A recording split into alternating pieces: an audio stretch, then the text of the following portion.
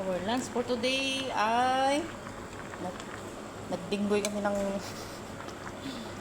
salmon. Ayan.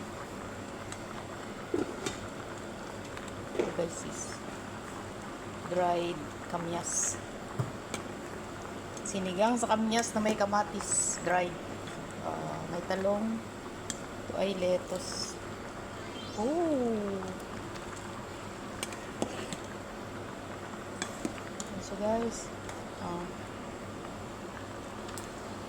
thank you so much. Ito yun. Tingnan natin ng lemon.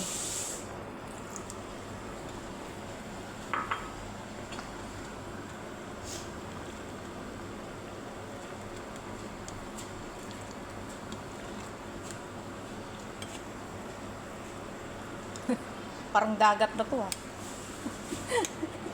Parami ko ng sabaw guys. Maglangoy na lang kami mamaya ni Sis Jenny. Oh.